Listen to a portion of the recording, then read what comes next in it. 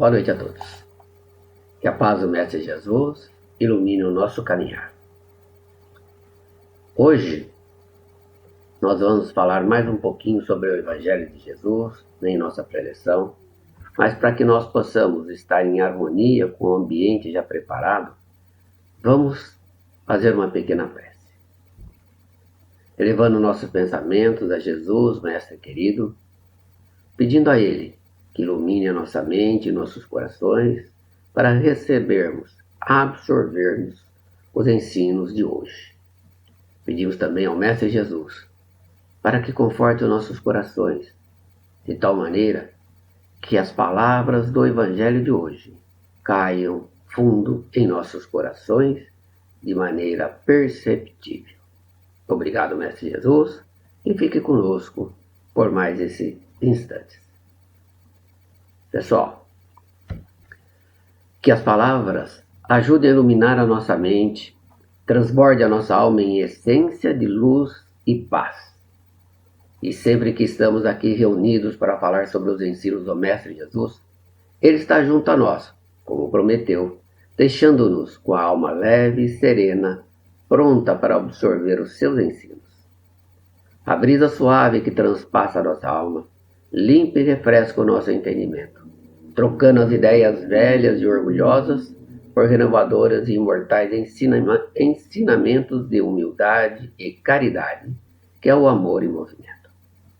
Hoje, iremos iniciar a reflexão do capítulo 17 do Evangelho segundo o Espiritismo, cujo tema principal é Sede Perfeitos.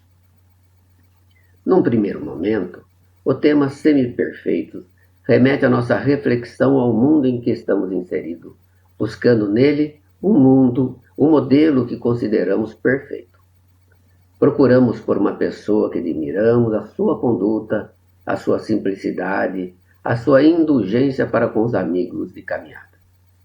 Encontramos nomes que atendam a essas virtudes, mas notamos que apesar de ser de conduta ilibada, isto é, correta, íntegra, percebemos que algumas não têm paciência, apesar de serem simples.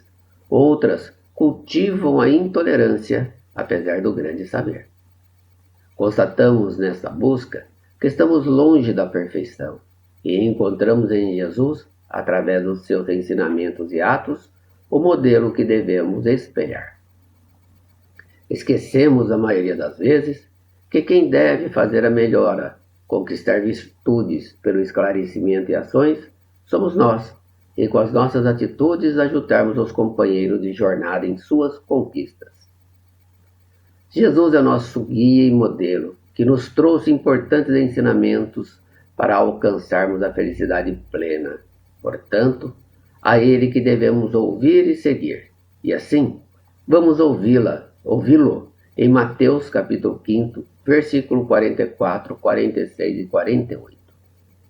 Quando ele nos diz assim: Amai os vossos inimigos, fazei o bem aos que vos odeiam e orai pelos que vos perseguem e caluniam. Porque, se somente amardes os que vos amam, que recompensa tereis disso? Não fazem também assim os publicanos? Se unicamente saudardes os vossos irmãos, que fazeis com isso mais do que os outros? Não fazem o mesmo os pagãos? Sede, pois, vós outros, perfeito, como perfeito é o vosso Pai Celestial. Por essas palavras, Jesus definiu os caracteres da perfeição a que nós poderemos atingir, bem como deve ser praticada. Sabemos que Deus possui a perfeição infinita em todas as coisas, e a afirmativa de Jesus, sede perfeitos como perfeito é o vosso Pai Celestial, não pode ser tomada ao pé da letra, pois pressupõe que poderemos chegar à perfeição absoluta. Se ao homem fosse dado ser tão perfeito quanto o Criador, tornar-se-ia igual a este, o que é inadmissível. Precisamos compreender que os homens ao tempo de Jesus ainda não estavam em condições de avaliar esta sutileza, pelo que ele se limitou a lhes apresentar um modelo e a dizer que se esforçassem para alcançar. Hoje, Com o avanço das ciências e com maior entendimento e razão, compreendemos que estamos caminhando para uma perfeição relativa a que é possível atingir a humanidade. Por isso que Jesus indicou o caminho para a perfeição, ou seja, amai os vossos inimigos, fazei o bem aos que vos odeiam e orai pelos que vos perseguem e caluniam. É o resumo da prática da caridade em sua mais ampla acepção. O único caminho para a conquista da perfeição. Manifesta-se no amor ao próximo extensivo aos nossos inimigos, no fazer o bem aos que nos odeiam e no orar pelos que nos perseguem e caluniam. A prática da caridade é a aplicação de todas as demais virtudes. Amar os nossos inimigos é retirar de nossos corações toda marca de rancor, ódio e ressentimento contra os nossos semelhantes. O adversário é mais propriamente aquele que suga nossa alma, a feição do lavrador que cava na terra, a fim de que produzamos da seara do bem. Ele é o sino que desperta a nossa consciência para os nossos desvios frente às leis de Deus. O inimigo, aparentemente obstáculo de nossa caminhada, é, na verdade, instrumento de nosso aperfeiçoamento. Sem ele, estaríamos estacionados em nosso desenvolvimento. Orando em benefício dos que nos ferem, evitamos maiores perturbações em torno de nós mesmos. Abençoando em silêncio os que nos criticam ou golpeiam, protegemos com mais segurança os interesses do trabalho que a providência divina nos concedeu. Emmanuel, em comunicação para Chico Xavier, nos orienta. O amor pelos inimigos não nos rouba a paz da consciência, na hipótese de serem malfeitores confessos.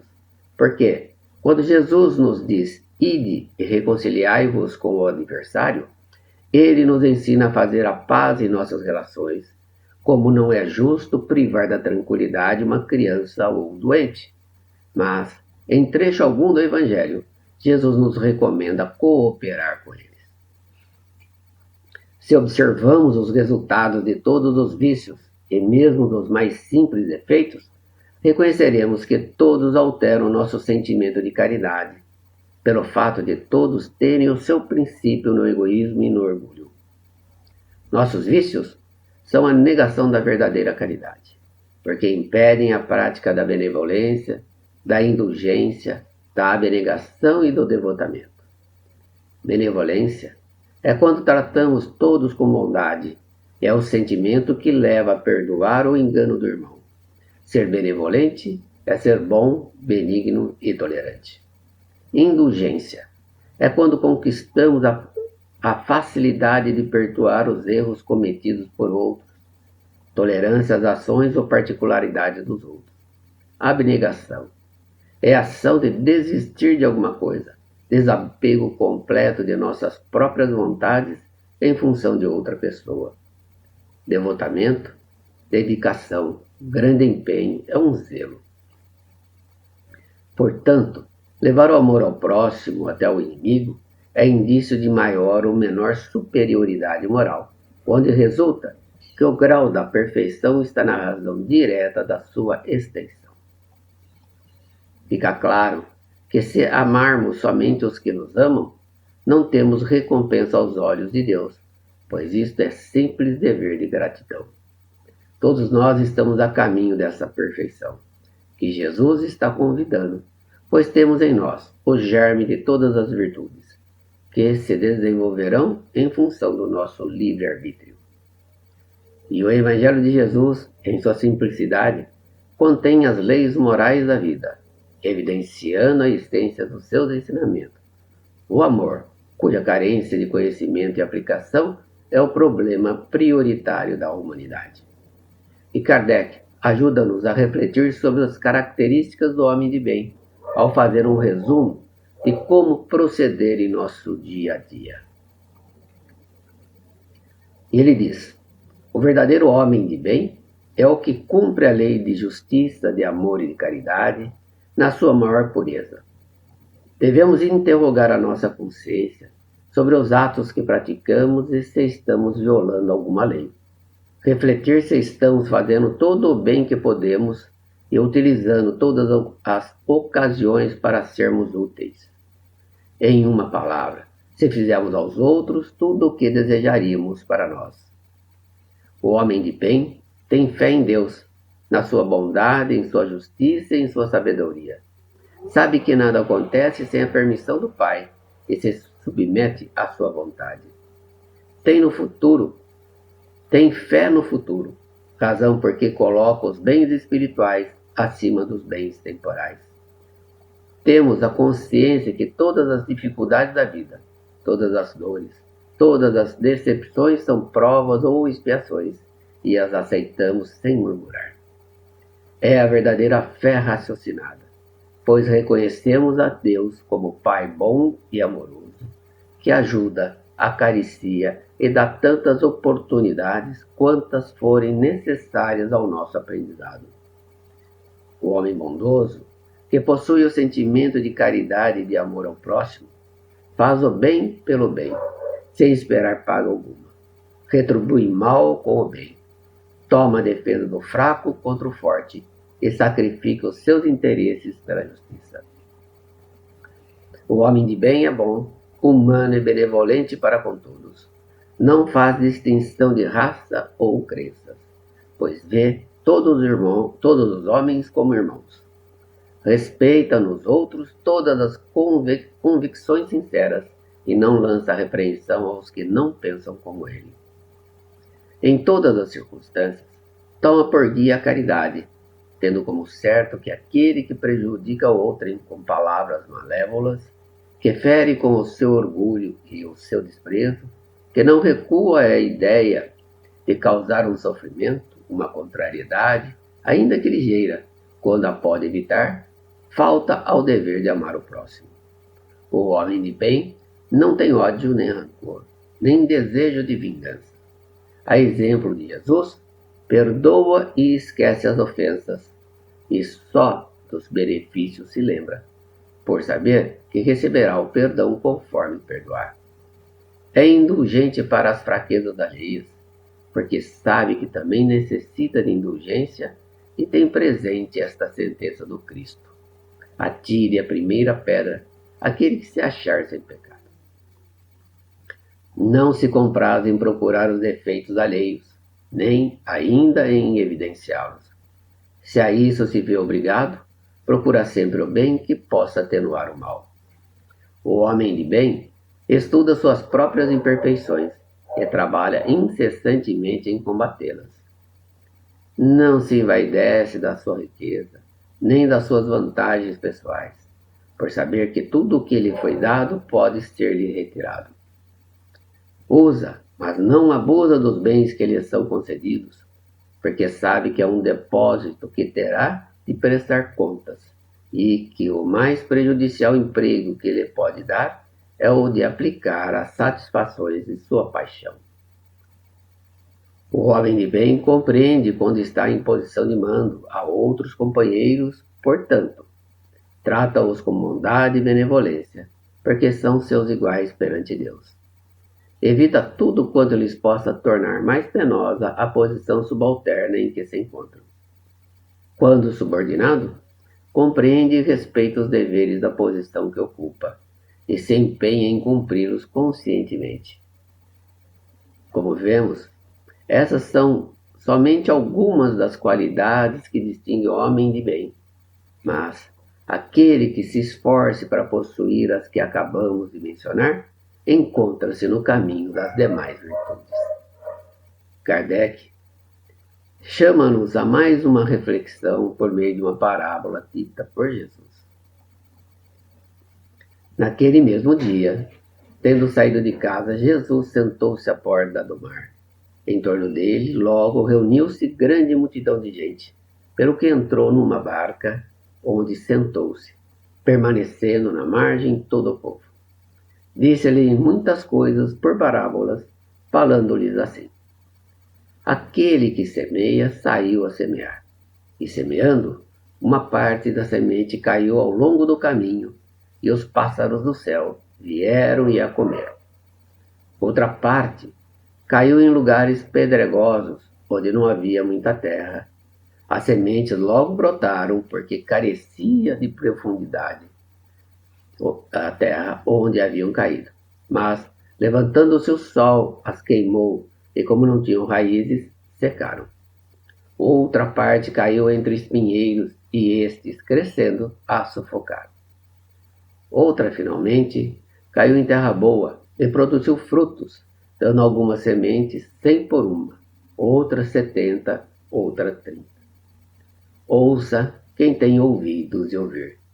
Isso está em Mateus, no capítulo 13, versículo de 1 a 9.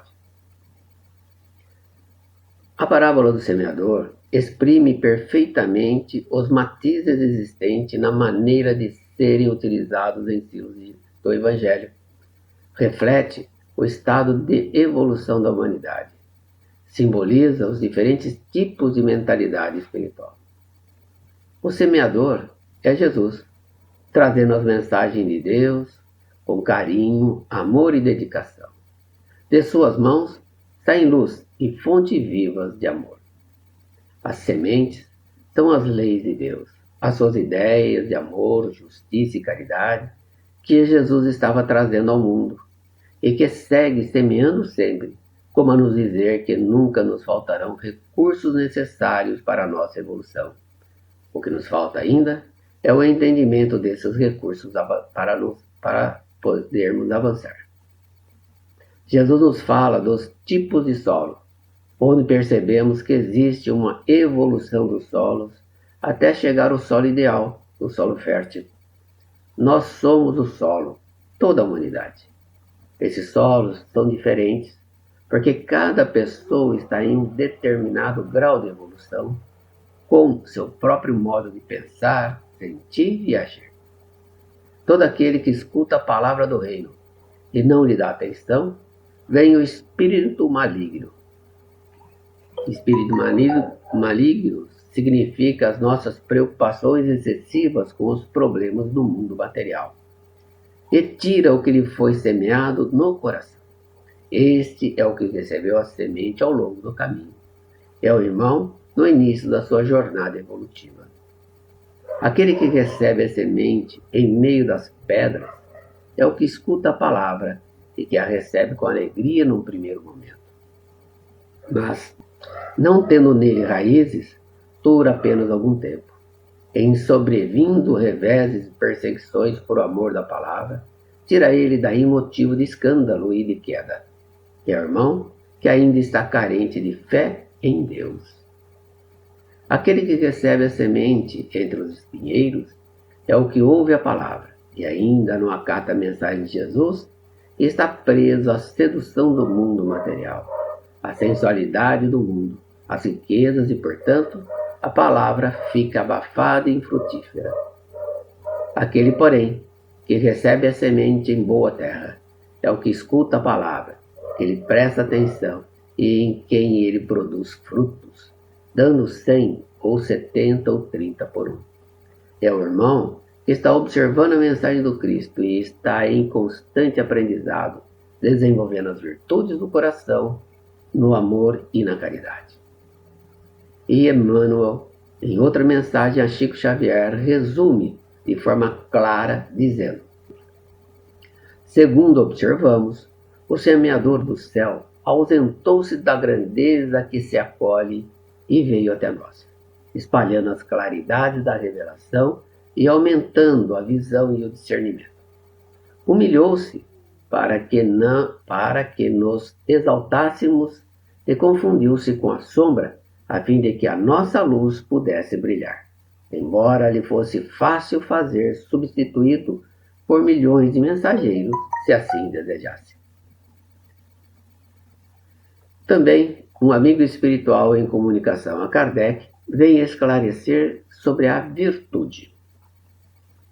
Ele nos afirma que a virtude, no mais alto grau, é o conjunto de todas as qualidades essenciais que constituem o homem de bem. Ser bom, caritativo, laborioso, sóbrio, modesto, são qualidades do homem virtuoso. Ele ainda orienta que, infelizmente, Quase sempre esses espíritos que já possuem virtudes são acompanhados de pequenas enfermidades morais que as desornam e atenuam. Não é virtuoso aquele que faz ostentação da sua virtude, pois que lhe falta a qualidade principal, a modéstia, e tem o vício que mais lhe opõe, o orgulho. A virtude, verdadeiramente digna desse nome, não gosta de ostentação, foge à admiração das massas. São Vicente de Paulo era virtuoso, era o virtuoso digno Curadardes, e muitos outros quase desconhecidos do mundo, mas conhecidos de Deus. Todos esses homens de bem ignoravam que fossem virtuosos. Deixavam-se ir ao sabor de suas santas inspirações e praticavam o bem com desinteresse completo e inteiro esquecimento de si mesmo. O amigo espiritual continua ensinando que a virtude assim compreendida e praticada é a que somos convidados. A essa virtude, verdadeiramente cristã e verdadeiramente espírita, é que devemos encontrar em nós. Aprendamos a afastar de vossos corações tudo o que seja orgulho, vaidade, amor próprio, que sempre desornam as mais belas qualidades. Não sejamos iguais ao homem que se apresenta como modelo e trombeteia, ele próprio, suas qualidades a todos os ouvidos complacentes. A virtude que assim se ostenta esconde muitas vezes uma imensidade de pequenas torpezas e de odiosas covardias. Sempre que um homem ostente, ergue uma estátua à sua própria virtude, anula por esse simples fato todo o mérito real que possa ter.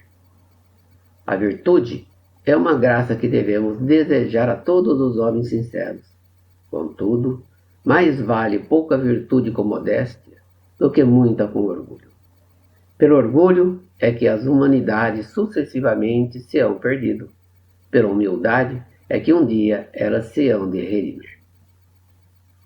Caminhando com energia, absorvendo as virtudes de caridade, amor ao próximo e aos inimigos, amparados pela mão amiga das leis de Deus, vamos ao encontro de nossos irmãos de caminhada, como a chuva miúda que cai sobre todos, fazendo a semente distribuída pelo semeador encontrar solo fértil em nossos corações, alcançando o máximo que podemos absorver. Só assim sairá o homem de bem de dentro de nós, como as borboletas que despertam do seu casulo. E imbuídos desse sentimento, podemos depois retornar aos nossos lares, à nossa vida, com a certeza que as dificuldades são passageiras e o futuro sempre será melhor em função do amor do Pai, que pede para refletirmos as virtudes, porque quer que a beleza da sua obra resplandeça aos nossos próprios olhos. Essa, meus amigos, a preleção de hoje. E quando a gente ouve a preleção, ficamos um pouco mais tranquilos ao observar algumas palavras que nos tocam mais fundo. E nesse sentimento que nós temos todos nós, de caridade, de amor, vamos fazer a nossa vibração na noite. Com Jesus em nossos corações, vamos pedir a esse mestre amigo que ele possa vir junto a nós nesses momentos de vibração. E vamos, com o mestre Jesus, até os nossos familiares, aonde são as pessoas que Deus, nosso Pai, colocou em nossas vidas, para que nesta existência nós possamos nos auxiliar uns aos outros, nós possamos tirar algumas arestas que possam estar nos perturbando, que possamos crescer em amor e assim todos nós crescermos em sentido ao Pai. Vibremos então pelos nossos familiares.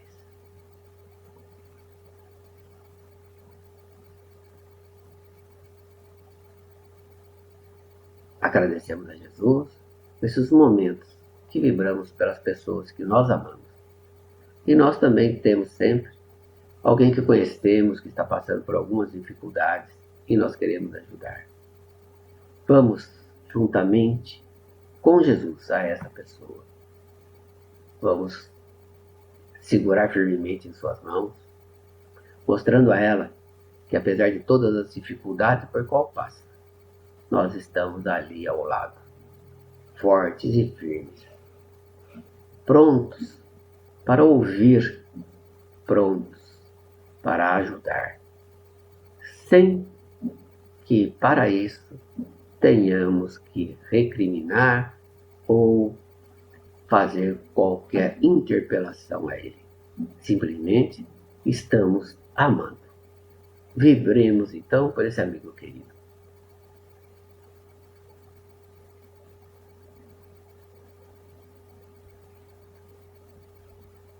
Agradecemos a Jesus esses momentos tão felizes e pedimos que o Mestre Jesus possa sim continuar conosco em todos os momentos da nossa caminhada e pedindo também a Ele que possamos nos manter firmes em seus ensinamentos.